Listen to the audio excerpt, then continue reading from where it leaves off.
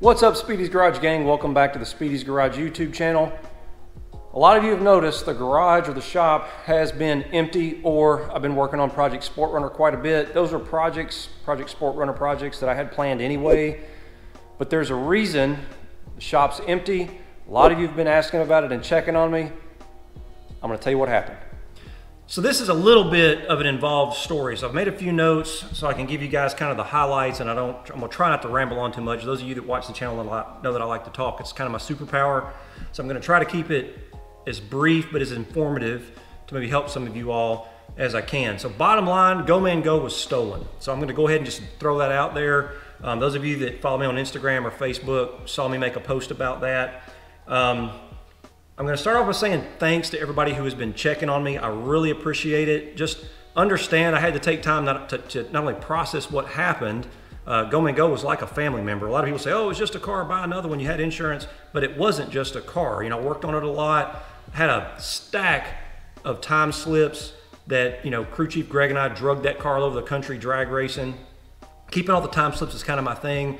Mrs. Speedy made a calendar for me with that car, and we thought it'd be kind of funny looking back. I intended to keep it for a long, long time, and figured we'd look back on that calendar when we were older and kind of get a chuckle or a laugh out of that. So thanks for everybody that checked on me. I apologize for taking so long to get you an update. The first thing is, like I said, I had to be prepared to talk about it. The second thing is I wanted to let the insurance process to completely run its course, and now it has. And the third thing is the police are heavily engaged, and it's a bigger deal than just a couple of kids joyriding. So I didn't want to do anything that might jeopardize the investigation. And it's across several, I guess you call them counties or maybe even cities in my area. So it's bigger than just kids that grab the car for a joyride. I specifically want to thank all of my Marine Corps buddies that reached out, ready to go scorched earth and track these folks down. 20 years ago maybe, you know, but we're all a little bit older and got more to lose now, and everybody wants to be John Wick when something like this happens, but that's just really not practical and not the right thing to do in my opinion in this situation. Let's let everything run its course, and hopefully there's some accountability at the end of the day. Let's see, so can't say much about the case other than there are several detectives involved. It wasn't just my car. There was more than that involved. I can't remember the number they told me, but when I heard the number, I was very surprised. And they're pretty sure it's a group connected out of a city that's close to Nashville, a couple hours. So that's all I'm gonna say. I don't want to give any tips. They could watch the channel, I don't know. But I get a sense that the authorities know who's involved, and it's probably one of those situations where they know who it is, now they have to prove who it is, and in order to get those details to stick in court, you have to have facts to back it up and make sure when they actually bring charges, they'll stick and not some kind of technicality that one of these sleazebag lawyers gets them off on. So here's what happened.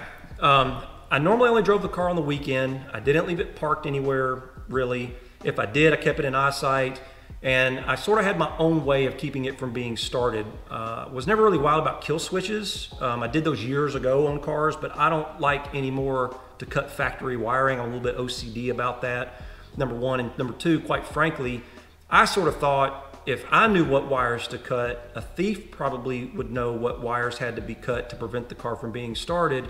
They would think, okay, the switch is probably somewhere really close in the cabin to reach for the driver, and they know where those wires are, they could locate it pretty quickly. And a buddy of mine installs some immobilizer services, and he says usually in 15 minutes, when people say I have a kill switch, he can find it.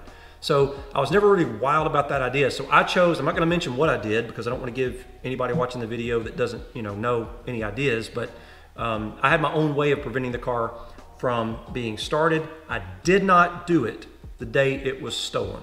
I wanna make that clear. And there's a reason. Hindsight's always 20/20.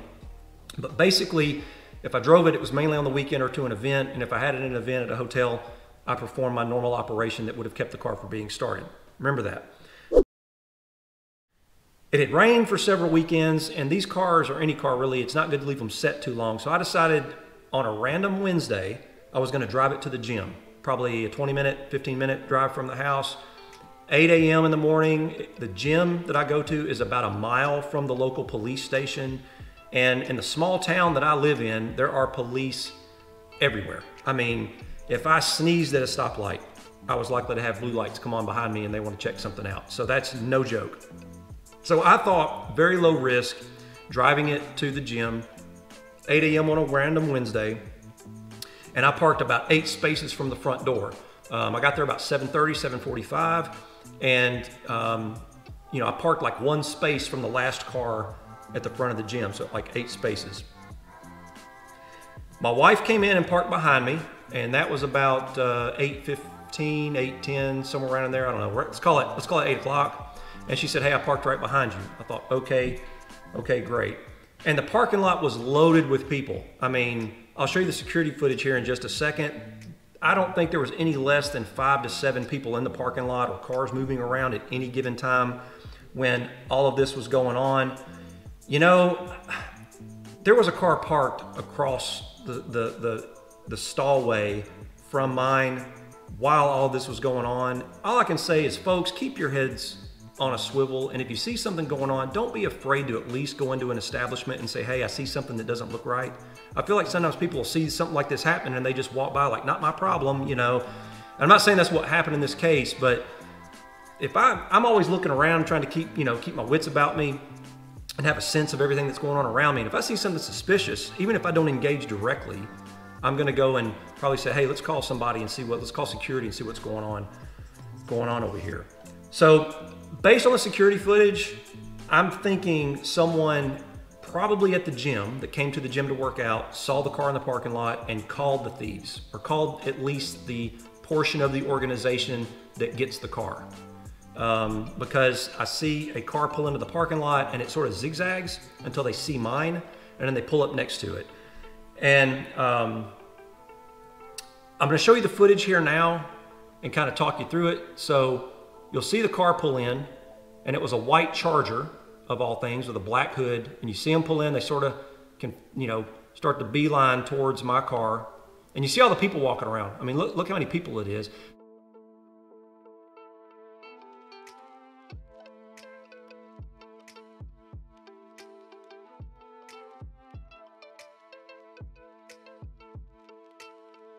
And they end up pulling up on the passenger side of my car for a moment, and they sit there for a couple of seconds. I'm not exactly sure what they were doing, if they were scanning radio frequencies or looking for tracker tags or whatever. I don't know exactly what they were doing.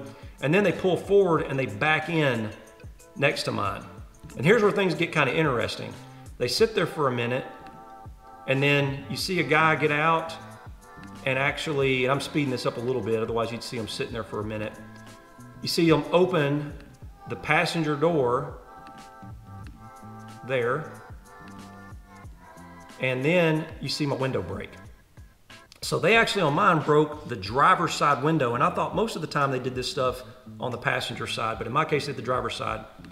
And now you see them get back in the other car, and here's where the guy parks. You can see this Jeep pull in, and he's right across from all this going on. I mean, how could you, I'm always checking my rear view mirror and all kind of stuff, so I don't know how they don't see somebody leaning in my car, and he's in the car for, 30 seconds or so, and then he gets back in the Charger, and then all of a sudden my car fires up. So obviously they rewrote a key fob, which is a common attack vector for these cars, and remote started it. And then something weird happens, and I don't know if this is the footage or they did something, but they open the driver door, and then the footage goes kind of blurry, which makes me wonder if they used something on the camera. I don't know, but the driver's side door opens momentarily, and then the footage goes blurry, and it's sort of like not available, and the next thing you see is them driving away pretty much. Boom, there they go. So that's basically what happened, and the entire thing real time took like 5 or 6 minutes. So of course, my wife gives me a ride home, we call the police, and before I was even off the phone, when I walked out, come out of the gym, and I knew my wife had said, "Hey," Miss Speedy said, "Hey, I parked right behind you." I see her car, and I'm like, "Well, where's my car?" She said she parked right behind me, and all of a sudden I look down and I see the broken glass, and of course that's when your heart sinks, and you're like, "Crap, they got me." And I called the police and said, "Hey, I'm at the Gold's Gym, car's been stolen. They're asking me for a description, license plate number, is there any identifying marks," which I gave them the decals, the Speed Shop decals that were on the back. And before I was even off the phone, it may have been 2 or 3 minutes, I hear a police officer say, "Sir," and I turn around and he's like, "What's your license plate number?" And he was already there. They get the APB out looking for my car, and he tells me it's being picked up on license plate readers, not, like 20 minutes ago, we got it on license plate reader at so-and-so and so-and-so intersection. And he says, "I'm just here trying to help." And this Jim, usually a police officer would sit right across the street with radar. Every morning we would see him. So I'm assuming it was probably the same officer. And then a few minutes later, another officer shows up to take the report, which, is what it is.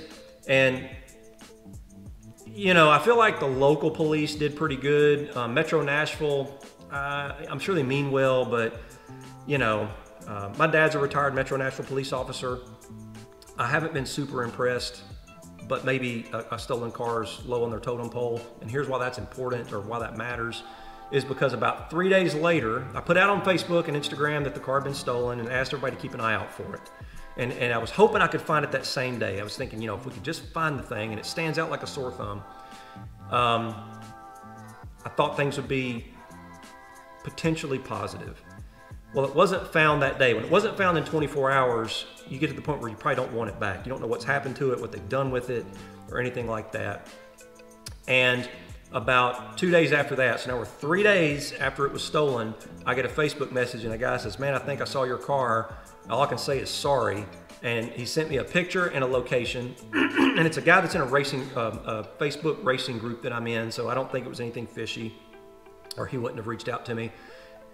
And I see it, and I'm thinking, it's probably my car.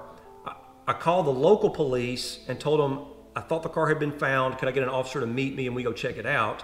And they said, well, because of where it's found, now you have to call Metro Nashville, because the car was found outside of the city I live in, probably 30 minutes from where I live. So I called Metro, and I couldn't even get them to answer the phone. I tried 3 different times over a course of like an hour and a half, 2 hours. I got impatient. I loaded up like Rambo and decided I was going to go take a look. I wasn't, of course, now I'm paranoid. My car's been stolen. I don't know what's going on. I had some people reaching out to me on Facebook saying they wanted to help. One guy said he knew where it was, and if I paid him, he'd tell me, which I just kind of blew that guy off. I mean, why would you do something like that? There were a couple of people that I think legit knew something, or they were just trying to throw me off. I don't know, but the information I was getting said the car was in Memphis, which I was like, man, that's a few hours away. I don't know. And then it shows up 30 minutes from my house on the side of the road, and I'm gonna show you a picture. There is how I found it. And so I wasn't sure if it was a setup, so I kind of did a long loop around when I knew where the car was. When I finally realized nobody was following me or anything, I stopped, took some pictures just to make sure, sure enough, and it was sitting like practically in someone's yard. I mean, I don't even know, and it's in the afternoon. Now it's like 3 o'clock in the afternoon, and it had been there since early that morning. When the guy first sent me the message, it was like 10 a.m., so I'm sure it had been there overnight. And how can you have a car in that state? I mean, it's crazy what they did to that car. And how could it sit there like that and the police not go over there to check it out? I mean, unbelievable, right? But that's where they're crossing jurisdictions, and that's why the Nashville Metro thing kind of got interesting. So I knew the car was mine. I looked at it, and it was pristine other than the way it's found. I mean, whoever did that obviously was very skilled at taking a car apart, and I don't know what they used to cut the front end off, but you could put a straight edge across that. And there was no burn marks. It's like it was a wet saw or something. I don't know. So unfortunately, don't hold me to this, but 2018 or 2017 and under Hellcats have a real primitive security system on them. And there's no glass break sensor, there's no motion sensor, there's no tilt sensor like if it's going to get towed that sets the alarm off. So they literally have to open a door. That's why a lot of them are breaking the window and getting in the car, because the alarm systems, for what the car is, not a very good system in my opinion. Now in 2018, 2019, maybe even 2020, they upgraded all of that. And so from the factory, you get an enhanced security system, which now has glass break, motion sensor, tilt sensor, I think, and all of those things. And there's a new thing called an RF lockout. And at the time mine was stolen, I didn't think they had gotten to my model year yet. I had checked on it a time or two, but they can go in and basically lock. There's an RF hub in the car, and that's what allows the thieves to program a new key. And you can actually go to the dealer. The dealers do not, and Dodge does not, advertise this as, hey owner, or at least I didn't get notified, there's an update to your vehicle for security reasons because of the thefts that are happening, and we can prevent new keys from being made.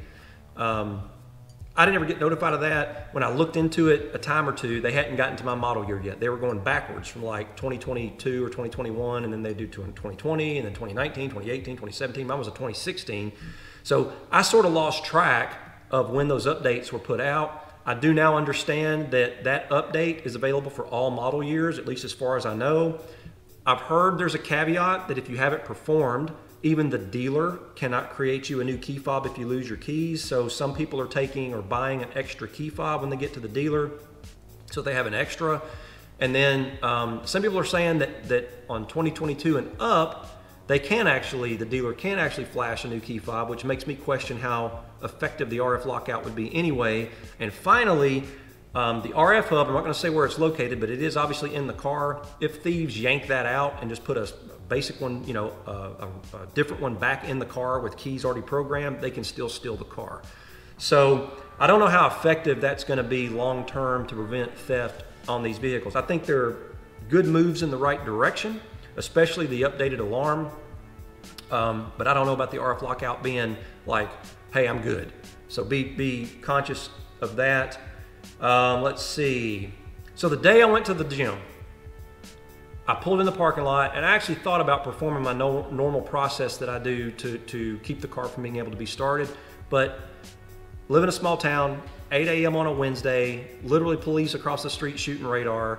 I thought, nah, I don't need to do that. I'm gonna be in here an hour, hour and a half, and I'm off to the races back to the house. That's the one time it got stolen. So I will definitely never make that mistake again. Never assume wherever you are is safe when things like this are going on. That's my first piece of advice. I already told you about the RF lockout. You can look into that for your car and make your own decision if you think it's something you want to do or not. And let's see, I'm looking at my notes here. My advice on these cars, because they're stolen so frequently, get some kind of immobilizer system. There are several on the market. Make it as difficult as you can for these thieves to steal these cars. If they can't get it started, that's gonna make it really hard to steal it. The next thing they can do is put it on a flatbed, and if you have an alarm, the alarm with the tilt sensor on it, that's gonna make that a big headache for them. They're gonna have to have a tow truck, and a lot of these immobilizer systems have the ability to notify you when the alarm goes off. So when they do something to the car, or they open the door or break the window or whatever it is they're doing, it can send you messages or text messages or notify you somehow that something's going on with the car, and you can go check on it. So that's what I would recommend for anybody who has one of these cars. And finally, I'll tell you about the insurance process. I had Grundy, and it's one of these kind of similar to Haggerty. It's agreed value. So I basically told them, hey, here's the car, here's the stuff I've done to it, here's what I want to insure it for. You have to fill out an application. I sent them some pictures, and yes, I did have agreed value insurance on the car that was, I'm not going to say it was exactly what the car was worth, because these cars have gone crazy in price lately. That's probably one of the reasons they're being stolen so much, but I had it close. I had intended to actually, those type of policies are normally 1 year policies. So at renewal, I was intending to bump the value up just a little bit because the cars are no longer being made and those values are going up. But it got stolen about 6 weeks before my renewal. So just one of those things. But I did have insurance on it. That process has run its course. They had a private investigator come out who did a bunch of investigation. I think they sort of worked with the police and provided some of the information that they were able to uncover that helped the case a little bit there. And I got a letter in the mail that said once the people are prosecuted, the insurance company intends to go after them to get reimbursed for the money. I don't know how that works, but the money they paid me, they'll go after these people to get reimbursed. So hopefully that happens. I'm all about accountability, and maybe if more of that stuff would happen, people would be less likely to take things that aren't theirs. And I'll just sort of leave it at that. Now the big question, what am I going to replace it with? Well, I don't know. I've looked around, and it would have to be something at least of red-eye caliber, because that's sort of where I was at with my car. I had done some additional upgrades to it with the fuel system and the flex fuel and the SDG upgrades on the supercharger. AAD suspension, the DSS drive shaft. And honestly, it's like the first time you do that, it's fun and it's exciting because it's new and you're trying to see what it's gonna do and how much faster it's gonna go with the track. Now that I've done all that, I don't know that I have it in me to do it again. So I've got to kind of think about that. There's a few other car models, I won't mention them now, that I've considered. But I loved that car. And again, I think I said before, I wish I was the kind of person that looked like it's just a car and I'll replace it with something else. I got the money for it. I'll go buy something else and move on, but I just don't work that way. I had gotten attached to it. All the racing I had done and crew chief Greg and I working on it and Miss Speedy doing the calendar with it, it had become like part of the family. So whatever I replace it with is gonna have very big shoes to fill. And that's kind of a problem. So I got to figure that out. If you got some suggestions, leave me some comments. I'd love to hear, you know, if you have some ideas of what I might replace it with. The other thing is I've got quite a few spare parts. So I might do a separate video and all that. I've got a spare supercharger, throttle body. I've got some factory injectors, lug nuts, air box, air filter, I don't know, pulleys and belts and stuff that are just now taking up space in my shop. And I'll need to do some kind of garage sale for all of that stuff. If there's something that you need, I've got the original U-Connect. If yours is delaminating, I've got the original U-Connect out of the car from when I did that update as well. I've already got the security code and everything worked out with the dealer, so that's all good. If you need something like that and it's a part you've seen me work on that I've replaced, I probably have it, feel free to send me a message, and if I can help you out, I will. So that's the story of what happened to Go Man Go. And some people say, man, you were stupid for not doing a kill switch, or you didn't do this, or you didn't do that.